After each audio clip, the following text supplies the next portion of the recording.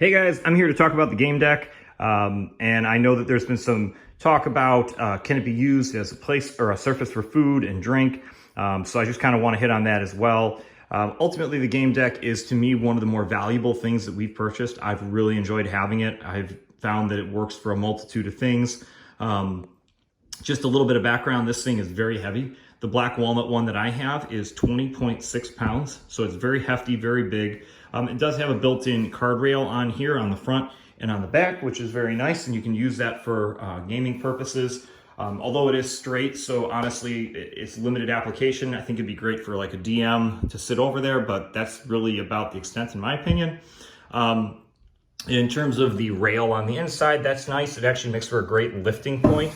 And this thing slides super easy. I mean, I'm barely moving it with more than a finger or two in either direction.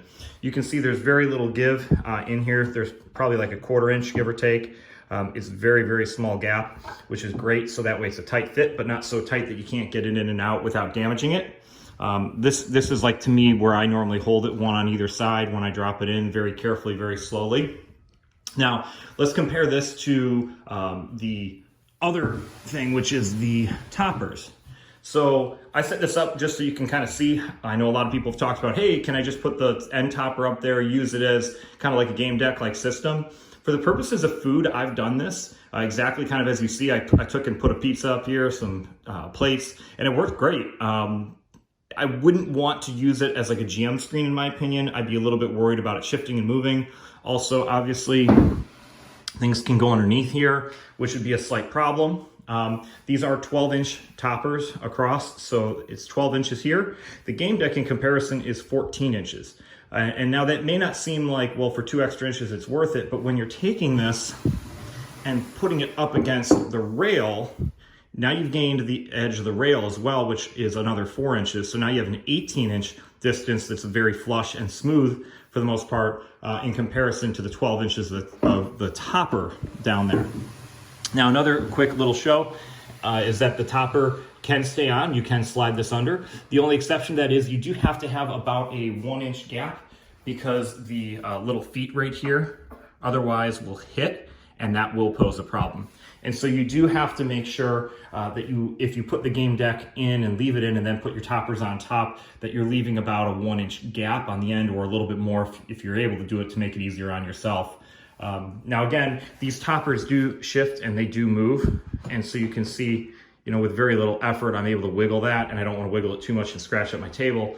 But you can see how that could be a problem when people are putting food and drink up on top of here. So obviously the game deck is an expensive piece, but it's hefty. It's very well built. Just to show you a little bit of that design and that weight again, you can see how thick this wood is and how well made it really is. I would personally be putting this up in the higher end of the priorities if you're going to be using the vault a lot for games and food and drink type purposes. Again, if you're a GM, I think this is another great addition, because just sitting on the end of the table down here, you can put that up here. You can also take and put one of the little P trays here if you'd like. And what I've tested out is if you take and put this here and then you put the game deck next to it, which will look like such, and you snug it all the way in, you can actually have this little channel here. This is enough width, and this is actually the maximum width you can have when putting player desks on. So as a GM, you can have all the way from the rail all the way to here then for your personal space, and still have enough room for four desks, 2 on either end, and actually a 5th one if you put one all the way down there. So, and I'll show that in a future video because I've got the player desks that I'll showcase.